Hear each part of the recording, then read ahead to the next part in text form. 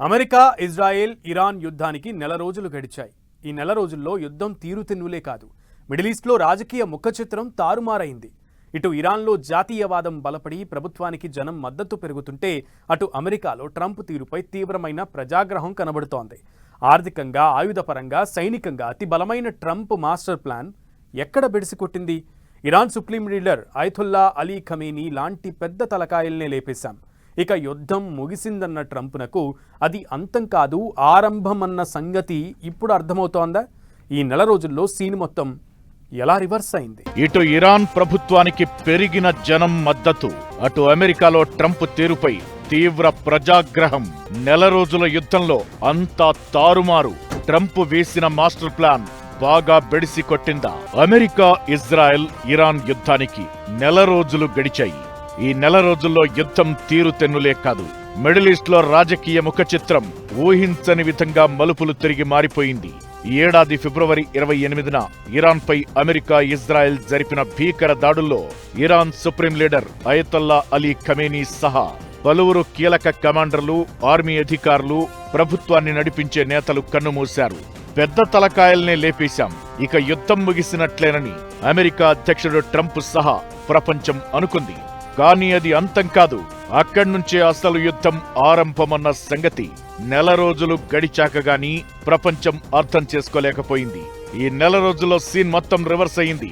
Trump వేసిన master plans boomerang అయ్యాయి. America ఆశించిన సులభమైన విజయం కాస్త సంక్లిష్టమైన రణక్షేత్రంగా మారిపోయింది. ఇందులో ట్రంప్ మాస్టర్ ప్లాన్ ఎందుకు ఎలా బెడిసి కొట్టిందనడానికి కొన్ని ముఖ్యమైన కారణాలు ఉన్నాయి. యుద్ధానికి ముందు, అంటే ఫిబ్రవరి 28 నాటి కంటే ముందు ఇరాన్లో పరిస్థితులు వేరు. ఆర్థిక సంక్షోభం కారణంగా సుప్రీం లీడర్ గద్దె దిగాలని, ప్రజా ప్రభుత్వం ఏర్పాటు కావాలని ప్రభుత్వ వ్యతిరేకులంతా రోడ్డెక్కారు. వేలాది మంది అయతుల్లా అలీ ఖమేనీ పాలనకు చరమగీతం పాడాలని పిలుపునిచ్చారు. ట్రంప్ ఇదే అదనుగా భావించి ఇరాన్లో ప్రభుత్వ వ్యతిరేకులు, ఆందోళనకారులకు తాము సంపూర్ణ మద్దతు ప్రకటిస్తున్నామని ప్రకటించారు. అదే సమయంలో ఇరాన్పై మరింత ఒత్తిడి పెంచి ప్రభుత్వాన్ని మార్చేద్దామని రాజకీయ పన్నాగం పన్నాడు. మరోవైపు యుద్ధానికి దిగడం వల్ల ఇరాన్ ప్రజలు తమ ప్రభుత్వంపై తిరగబడతారని, అప్పుడు ఇరాన్ను తమ చెప్పు చేతుల్లో పెట్టుకోవడం చాలా సులభమనేది ట్రంప్ ప్లాన్. కానీ ఇది చివరకు రివర్స్ అయింది. Iran supreme leader Ayatollah Ali Khamenei మృతికి అమెరికా, ఇజ్రాయెలే కారణమన్న విషయం తెలుసుకున్న ఇరానియన్లు బయటి శత్రువుకు తమ దేశ అంతర్గత విషయాల్లో ఏమాత్రం ఛాన్స్ ఇవ్వకూడదని నిర్ణయించుకున్నారు.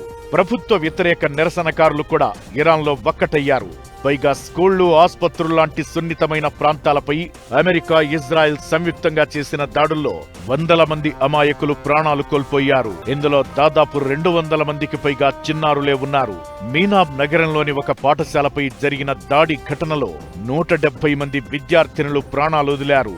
ఇలాంటి కీలక ఘట్టాలు అమెరికాపై ఇరాన్ వ్యాప్తంగా తీవ్ర ప్రజాగ్రహాన్ని రాజేశాయి. ఇరాన్ లో ప్రభుత్వం పడిపోతుంది. ఈ దాడుల వల్ల అక్కడున్న ఇస్లామిక్ ప్రభుత్వానికి, government of Islamic republic of Iran కి వ్యతిరేకంగా అక్కడున్న అపోజిషన్ ఎలిమెంట్స్ ఏవైతే ఉన్నారో, లేదా వాటిని అపోజ్ చేస్తున్న గ్రూప్స్ ఏవైతే ఉన్నాయో, అవి త్వరలోనే ప్రభుత్వాన్ని పడేస్తాయి, ఇరాన్ లో ఉన్న ప్రభుత్వాన్ని పడేస్తాయి అన్న అసెస్మెంట్ ఏదైతే ఉందో అది కూడా ఇప్పటి వరకు ప్రూవ్ కాలేదు. ఎందుకంటే ఇప్పటికీ Islamic republic of Iran government ఏదైతే ఉందో అది ఇంకా కంట్రోల్లో ఉంది ఇరాన్ లో. అంతేకాదు, పెద్ద ఎత్తున నిలబడి నాయకత్వం కోల్పోయిన తిరిగి ప్రతిదాడులు చేస్తోంది డ్రోన్స్ ద్వారా, మిజైల్స్ ద్వారా. ఊహించని విధంగా తన స్ట్రెంగ్త్ ని చూపించింది ఇరాన్ లో ఉన్న ప్రభుత్వం. ముందు నుంచి ఇరాన్ ఎలాంటి కవ్వింపులకు దిగలేదు. దేశ అంతర్గత విషయాల్లో అమెరికా, ఇజ్రాయెల్ కలగజేసుకున్న తీరును ఇరాన్ ప్రజలు తీవ్రంగా వ్యతిరేకిస్తున్నారు. యుద్ధాన్ని మొదలుపెట్టిన విధానం, ఇరాన్లో జరిగిన ప్రాణ నష్టం, ఈ కారణాలతో అక్కడి పాలక వర్గానికి మెల్లగా ప్రజల మద్దతు లభించింది. తమలో తాము కొట్టుకుంటే అమెరికాకు అలుసైపోతామన్న భావన, జాతీయవాదం పెరిగిన ఇరానియన్లు ఐఆర్జీసీకి, తరువాత పగ్గాలందుకున్న ఇరాన్ సుప్రీం లీడర్ ముజ్తబా ఖమేనీ నిర్ణయాలకు విలువిచ్చారు. దీనికి తోడు ఐఆర్జీసీ నాయకత్వ పటిమను చూసి ఇరానియన్లు అబ్బురపడ్డారు. కీలక నేతలు మరణించినా ఇరాన్ మిలిటరీ ఏమాత్రం ఇంచు కూడా వెనక్కి తగ్గకుండా ప్రతీకార దాడులను వేగవంతం చేసింది. ఈ కారణాలతోనే వారంలో ముగుస్తుందనుకున్న వార్ కాస్త నెల రోజులు గడిచినా కంటిన్యూ అవుతూ వచ్చింది. ఇది అమెరికాను తీవ్రమైన ఆత్మరక్షణలో పడేయడమే కాకుండా అక్కడి ప్రజల నుంచి ట్రంప్పై ఆగ్రహ జ్వాలలు రగిలేలా చేసింది. తాను శాంతి దూతనని, అన్ని యుద్ధాలను ఆపేస్తానని చెప్పి హామీ ఇచ్చి రెండోసారి అధికార పీఠాన్నెక్కిన ట్రంప్ ఇప్పుడు ఇజ్రాయెల్ ఇరాన్ యుద్ధంలో అనవసరంగా వేలు పెట్టి అబాసుపాలవుతున్నారనేది యుఎస్ ప్రజల భావన. ఈ యుద్ధాన్ని ఆపేదెవరు? దీనివల్ల అమెరికా ప్రతిష్టకే ట్రంప్ మాయని మచ్చతెస్తున్నాడని అమెరికన్లు అనుకుంటున్నారు. ట్రంప్ తెంపరి చర్యలను ఏమాత్రం భరించలేని అమెరికన్లు దేశవ్యాప్తంగా నిరసనలకు దిగారు. దీంతో గతంలో ఎన్నడూ లేనంతగా నో కింగ్స్ ర్యాలీలు మిన్నంటాయి. 50 రాష్ట్రాల్లో భారీ ర్యాలీలు, ఆందోళనలు చెలరేగాయి. లక్షలాది మంది వైట్ హౌస్ ముందే నిరసనకు దిగారు. ఇరాన్ విషయానికొస్తే యుద్ధం తమ అస్తిత్వాన్ని కాపాడుకునే ఆయుధంగా చూస్తోంది. అందుకే అమెరికాను ముప్పుతిప్పలు పెట్టి 3 చెరువుల నీళ్లు తాగించాలని కంకణం కట్టుకుంది. యుద్ధానికి ముందు అమెరికాలో ట్రంప్నకు భారీగా ఆదరణ. యుద్ధంతో అమెరికా ఆర్థిక వ్యవస్థపై పెరిగిన భారం. 4 వారాల్లో ముగించేస్తానన్న ట్రంప్ ప్లాన్స్ తలక్రిందులు. యుఎస్ లో కట్టలు తెంచుకుంటున్న ప్రజాగ్రహం. నో కింగ్స్ నిరసనల హోరుతో అట్టుడికిన అమెరికా. 1 నెలలో యుద్ధం కోసం అమెరికా ఖర్చు చేసిన మొత్తం $25 బిలియన్. మన ఇండియన్ కరెన్సీలో 2,36,600 కోట్ల రూపాయలకు సమానం. అంటే మన దేశంలో ఒక పెద్ద రాష్ట్రం ఏడాది బడ్జెట్కు సమానం. పైగా దీనికి మరో $200 బిలియన్ల, అంటే ఇండియన్ కరెన్సీలో సుమారు 19 లక్షల కోట్ల రూపాయలు నిధులు కావాలని ట్రంప్ అమెరికన్ కాంగ్రెస్ ను కోరాడు. అసలే యుద్ధం వల్ల అంతర్జాతీయంగా చమురు ధరలు పెరిగాయి. అమెరికాలో ద్రవ్యోల్బణం, గ్యాస్ ధరలు, ఇంటి లోన్ వడ్డీ రేట్లు పెరిగాయి. అంతకుముందు ట్రంప్ తీసుకున్న టారిఫ్ల నిర్ణయానికి తోడు ఆర్థిక వ్యవస్థ దిగజారడంతో సామాన్య అమెరికన్లలో ఆగ్రహం కట్టలు తెంచుకుంది. ట్రంప్ అనాలోచిత నిర్ణయాల కారణంగానే ఈ యుద్ధం వచ్చిందని, ఇది అంతర్జాతీయంగానూ ప్రభావం చూపుతోందని అమెరికన్లు ఆగ్రహంతో ఉన్నారు. ఇరాన్ హర్మోజ్ జలసంధిని మూసేయడంతో మొదలైన చమురు సంక్షోభంతో బ్రెంట్ క్రూడ్ ధర బ్యారెల్కు $100లకు పైగా దాటింది. ఇది ప్రపంచంలోని అన్ని దేశాల ఆర్థిక వ్యవస్థలపై పడింది. అమెరికా సహా మిత్ర దేశాల ఆర్థిక వ్యవస్థలను తీవ్రంగా దెబ్బతీస్తోంది.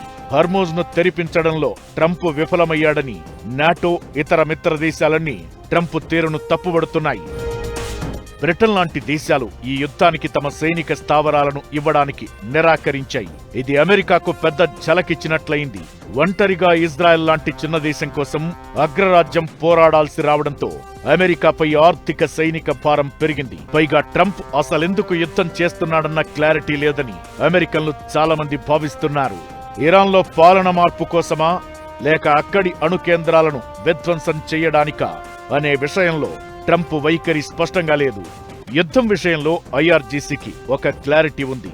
ఇరాన్ దీన్ని తమ అస్తిత్వం ఉనికిపైన అగ్రరాజ్య దురహంకారానికి నిదర్శనమని చెబుతోంది. మరోవైపు ఆర్థిక ఇబ్బందులు చుట్టుముట్టినా ఇరాన్ అదరలేదు, బెదరలేదు, అస్సలు వెనక్కి తగ్గలేదు.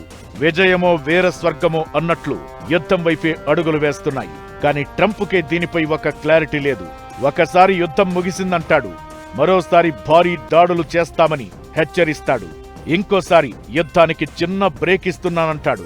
దీంతో ట్రంప్ను ఆరంభ శూరుడని, స్పష్టమైన నిర్ణయాలను తీసుకోలేడన్న అభిప్రాయాన్ని అమెరికన్లలో కలిగించాడు. ట్రంప్ సృష్టించే యుద్ధ గందరగోళం కారణంగా ఇరాన్ కంటే అమెరికా ఆర్థిక వ్యవస్థే ఎక్కువగా కుప్పకూలే ఛాన్స్ ఉందని నిపుణులు హెచ్చరిస్తున్నారు. దీంతో నో కింగ్స్ నిరసనలు తీవ్ర రూపం దాల్చాయి. వెనిజువెలా తరహాలో ట్రంప్ ఆశించినట్లుగా ఇరాన్ లొంగిపోలేదు, ఎదురు తిరిగింది. యుద్ధం ఇలా సుదీర్ఘంగా సాగుతోంది. పైగా ఇజ్రాయెల్ లాంటి వేరే దేశం కోసం అమెరికా తన సైనిక శక్తిని, ఆర్థిక శక్తిని ఎక్కువగా వినియోగిస్తోంది. కందకు లేని దురద కత్తికెందుకన్నట్లు ఇది అమెరికన్లలో తీవ్ర ఆగ్రహావేశాలకు కారణమైంది. అమెరికాలో పెరుగుతున్న ఆర్థిక ఇబ్బందులకు తోడు ట్రంప్ తెంపరి నిర్ణయాలు మాస్టర్ ప్లాన్ ను వాటర్ ఫ్లాప్ షోగా మార్చేశాయన్నది బలమైన కారణంగా కనిపిస్తోంది. దీంతో ట్రంప్ అనుకున్నదొకటైతే ఇప్పుడు జరుగుతోంది మరోటనేలా పరిస్థితులు మారిపోయాయి.